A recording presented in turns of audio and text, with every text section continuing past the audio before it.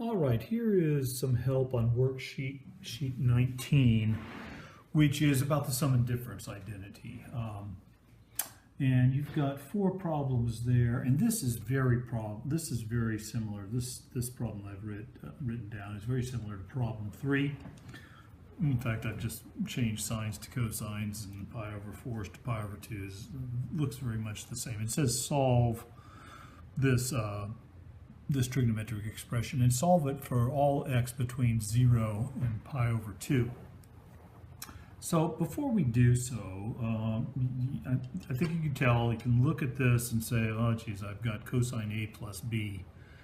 I've got cosine C minus D here, right? I'm going to have to use the sum and difference formula to kind of reduce these things into some way in which I can treat them, right?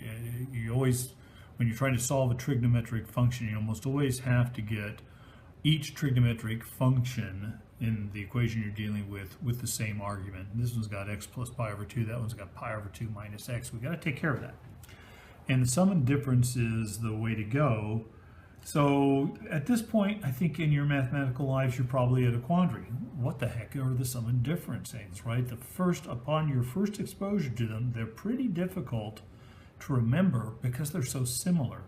And that's why I showed you this trick. And I'm not necessarily advocating that you use this. I'm not necessarily advocating that you don't. You remember I showed you that you can derive these things pretty quickly using the Euler identity, which says e to the I a is this amazing relationship cosine A plus I sine A. Yeah? And the way you use that to derive this is to say, well, great, then e to the IB has got to be cosine B plus I sine B. And then you need to recognize that if you multiply e to the IA times e to the IB, what you're going to get is rules of exponents say that this is e to the IA plus B. And then recognize that, well, wait, according to Euler's formula, e to the IA plus B is equal to the cosine of A plus B plus I sine A plus B.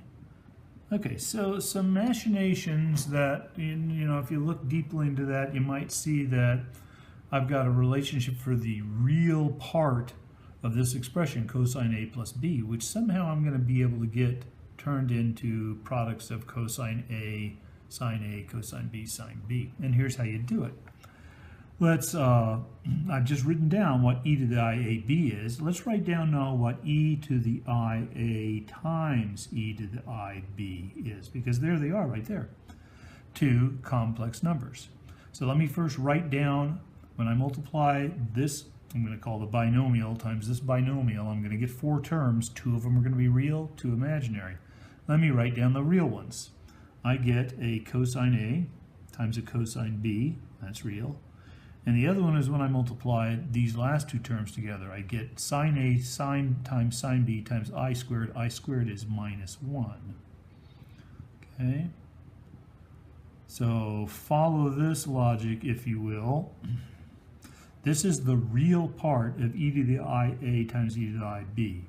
But that's equal to e to the IA plus B, which is this. So this is the real part of this expression. It is this right here. This is cosine A plus cosine B. Now let me go find the imaginary parts. And I think the best way to write those are pull out the I right here. And I'm going to get an I when I multiply these two things together, sine A cosine B. And I'm going to get another I when I multiply these two things together, cosine A times sine B. So this is the imaginary part of e to the IA times e to the IB, which is equal to the imaginary part of this, which is sine A plus B. So there's the two formulas. You can substitute in minus b's to get not the sum formulas, but the difference formulas. But let's let it go with that, and let's apply that up here. Because up here, we want to solve this case. I've got a cosine A plus B. Remember, if you would, that that's cosine, in this case, x. cosine pi over 2. The plus returns a minus sine x sine pi over 2. That's the same form as we used right here. Okay.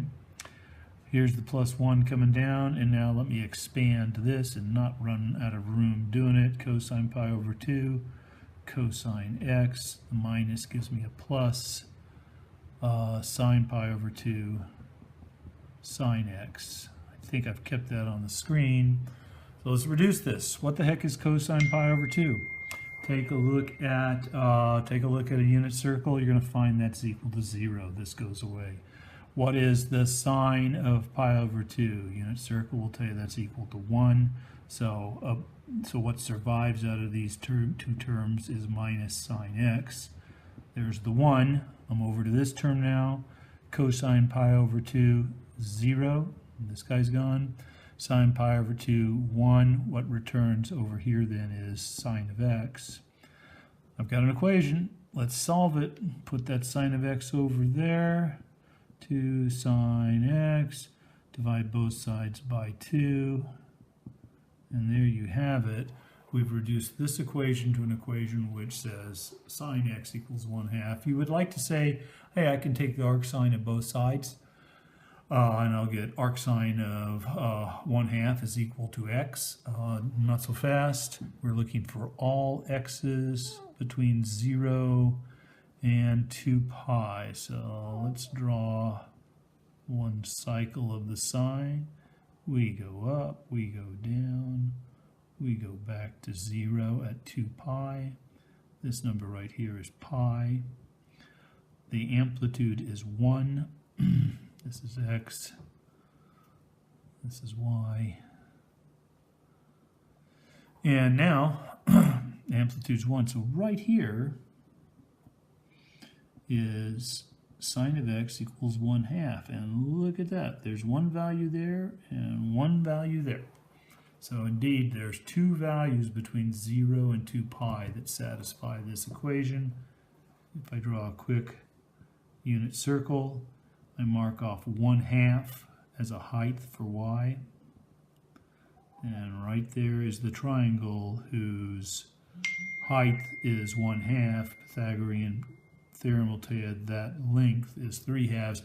And I think you recognize it as, if that's theta, theta is equal to pi over 6. That's pi over 6. And you can tell by this graph, because of the symmetry of the sign, that this first root is pi over 6 from the origin. This second root is pi over 6 from pi. So if pi is, if we write pi 6 pi over 6, then this must be 5 pi all over 6. And that's the answers that we're looking for. It's the set of all x such that x is pi over 6 or it's 5 pi over 6. Okay. I hope that helps you with your problem.